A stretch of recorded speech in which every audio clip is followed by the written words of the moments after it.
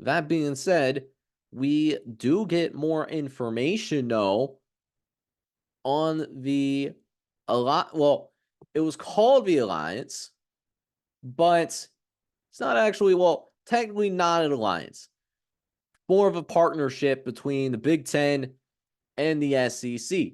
And I do think that they want to move away from that alliance terminology just because what we saw with the alliance.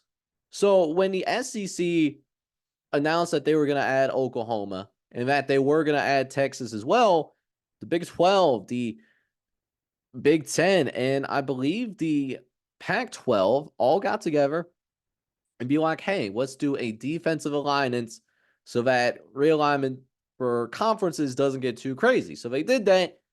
And then the Big Ten and the ACC and, well, all the other conferences beside the SEC decided to cannibalize the Pac 12, RIP to the Pac 12. So I think that's why they wanted to move away from that alliance terminology. It's more of a partnership of cooperation between the Big Ten and the SEC.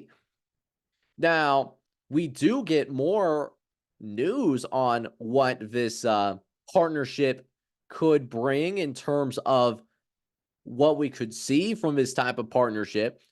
But, and while even now the details may remain a little bit on the unclear side, uh, it might be a type of partnership where we see, leadership from both of these conferences share ideas to carve a path forward for college sports.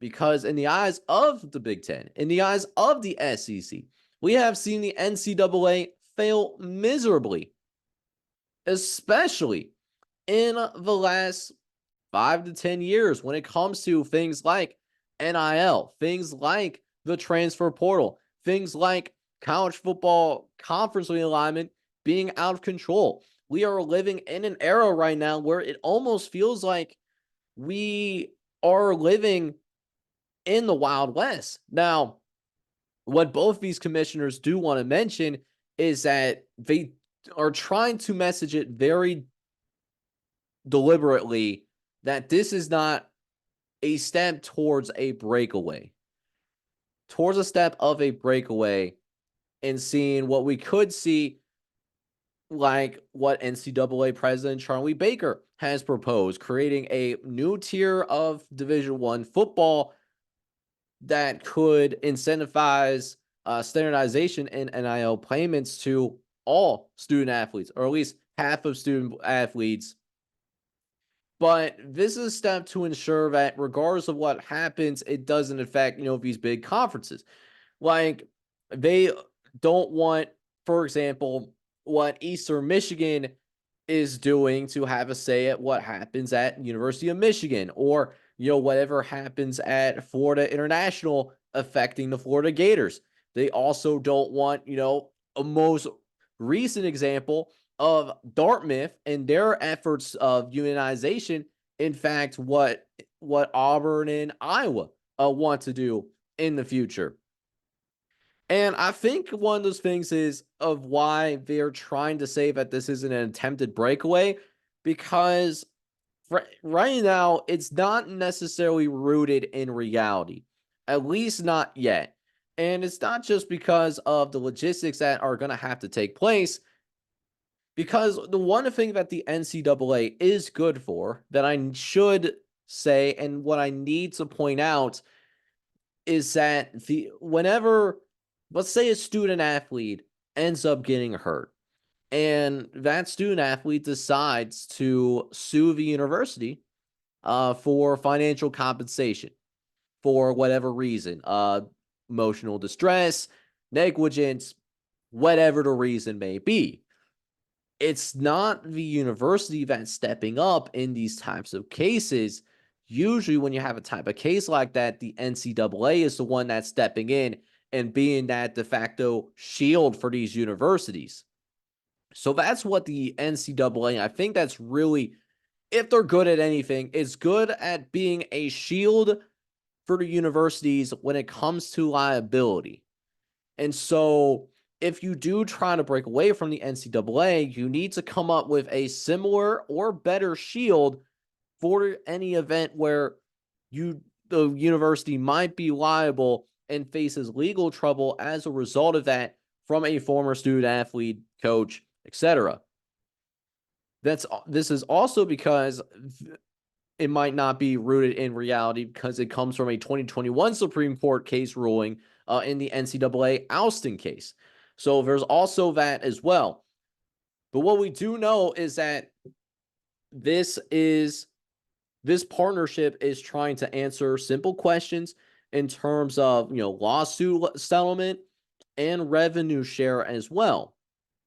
So while it's in the very early stages of this partnership, I am curious to see how it ends up going down and how this progresses. So it's a very developing story. I'm very curious to see how this plays out. And if we ever get to a point where we kind of move over to that NCAA President Charlie Baker proposal, where you see that new tier of Division I, where if you want to go a little bit crazier on NIL, we could do that and deal directly with student athletes. It's a very interesting time. It's a very interesting time right now. And I legitimately hope that the leadership that is in charge right now, whether it is the Big Ten, whether it is the SEC, or over in the NCAA, I just hope that they get it right. Because what's at stake is this beautiful sport that is college football. And I think the last thing that we really want to see is college football turn into essentially a minor leagues for the NFL and just see, 5 to 10 schools dominate and be in the playoff year in and year out, and then everyone else fighting for scraps. I think because we need regulation to the NIL. While I am a supporter of student athletes getting paid, I think they should. If you're producing revenue for the university, if you're representing yourself, if you're essentially asked to be a good representative of the university when it comes to off-campus activities like intercollegiate athletics, you should be paid. You should be compensated for that, because being a student athlete, it is hard work. It is extraordinarily hard work. I was a student athlete myself, and I'll tell you what, it was a full-time job. It was absolutely a full-time job. No such thing as an O word. No such thing as that O word at all. I also think we need that proper regulation in the transfer portal as well. We can't have guys that are transferring 3 times in 4 years. It can't happen. It simply cannot happen. So, because of those reasons, I hope that the leadership for not only these major conferences, but for the other conferences as well, and also at the NCAA, Charlie Baker's in a hard spot. He's between a rock and a hard place. I just hope that they get it right, because I don't want to see the NFLization of college football. And I don't think many of you want to see that either.